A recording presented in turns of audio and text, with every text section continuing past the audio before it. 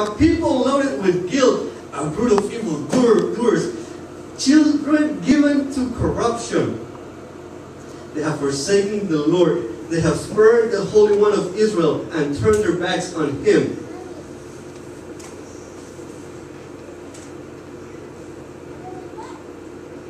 Isaiah, okay, this is your first time preaching. It's your first time speaking. You're supposed to, go tell the people. This past month, I've been struggling. I moved to Andrews a year ago, and all of a sudden I wasn't the pastor anymore. I was a regular member. And it was just what I needed. I guess I am a dummy because it's taken me a year to realize that. But then all of a sudden I was, alright, what do I do? I started going to church. I went to one church, and then I started church shopping. My favorite thing, you go to this church. Oh, Nelson is preaching this out. Oh, let's go there. Oh, this guy. And then all of a sudden I was like, wait, what am I doing with my life? It was then that I opened the book of Isaiah, and I'm like, yo, God, calm down, chill. See, when I start reading Isaiah, I start finding out our excuses for the way we do worship, instead of wanting to find out the reasons God wants us to do worship. See, Isaiah is not here just talking bad about them. He's just not just yelling at them. He's just telling them, he's letting them know, hey, you say you're the people of God? How and where? What is the evidence that you are the people of God? See, when Isaiah is looking here, he starts telling them, he starts breaking, he starts deconstructing their worldview. He starts saying, you are worse than the sinners out there. And I can imagine them just laughing, saying like, hey, what is wrong with you, man? Didn't you see the new things that they did to the temple? It's like, yeah, I saw it. They're like, look, we got Jerusalem. We're the center of the world. Isaiah just kind of laughs.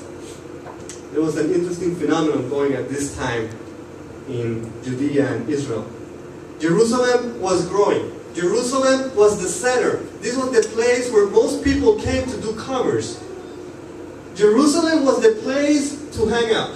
Jerusalem was the place where you wanted to do business. If you wanted to make money, you went to Jerusalem. Jerusalem was the only city controlled by the Jewish people by this time.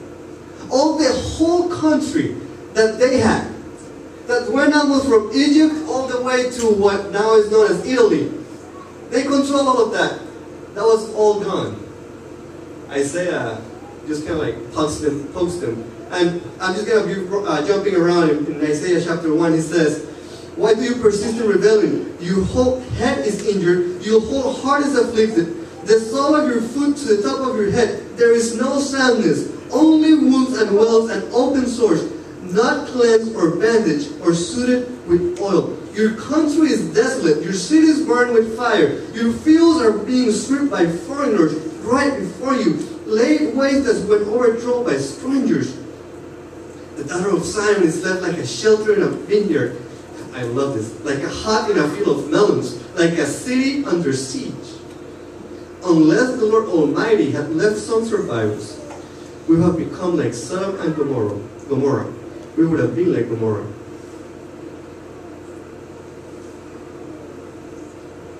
Where and how do you base your worship? How do you know that you are part of the chosen people? As I struggle with this idea, I came to like, yeah, I'm pretty messed up. I understand that. But I worship on Sabbath, and they don't, so I'm part of the chosen people. And I imagine Jerusalem just screaming and saying, that's why we're the chosen people. That's what we got it going on. And then Isaiah says, hear the word of the Lord. The multitudes of your sacrifice, what are they to me? Verse 12, when you come to appear before me, who asked you this? Stop trampling on my courts. Stop bringing meaningless offerings. Your incense is detestable to me. New moons, Sabbaths, and conventions, I cannot bear your assemblies. And I was like, yo, what? Is God telling me to stop? No, He's not telling them to stop worshiping on Sabbath. He's telling them, I can't stand the way you worship on Sabbath. Many times we think that we're the chosen people just because we worship on the right thing. Many times we think that we're the right kind of people because we know the truth. You know what? Israel knew the truth. Jewish people, they had their Jewishness. But God said, cancel all of that. Take it out. I cannot stand it anymore. I was shocked. I didn't know what to think. I was expecting a reason, and here's the reason. Verse 16. Take your evil deeds out of my sight. Stop doing wrong. Learn to do right.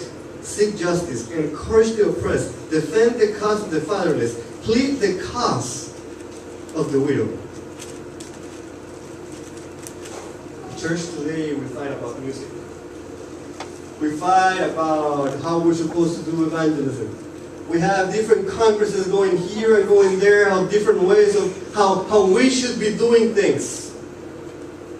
And I'm here today to put it before you so you can think about it. That God is saying we are wasting our time fighting about those things. And we're not taking care of our neighbors. We're not taking care of those who are suffering. God is saying, you guys can talk about it. You guys can have Congress. You guys can have their shadows. You guys can have guitars. You can have absolutely everything. And that will be unacceptable to me until you begin helping out those who live right there next to you. The heart of worship is not the day you worship it. The heart of worship is not how you do evangelism. The heart of worship is not just like eating the sacrifices how other religions say. The heart of worship is doing what God did for us, sacrificing ourselves for others. See, when I saw this, I was ashamed of the way I did ministry. I was all about the numbers. I love evangelism. And I know, I'm not trying to sound cocky, but I know I can preach. I know once I get up there, it can be the end of the world. It can be super sick. I know God will do something and, people will be touched. But it became all about the numbers. And the community was left untouched.